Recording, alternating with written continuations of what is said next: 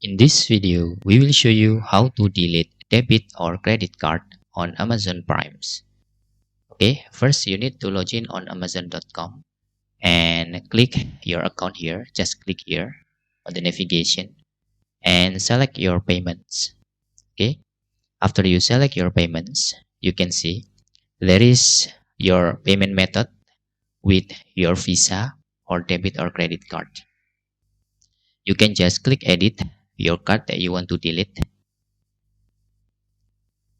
Then select remove from wallet.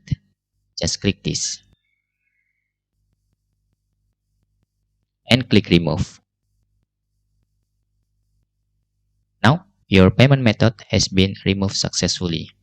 With this method, you can easily delete your card or your debit or credit card.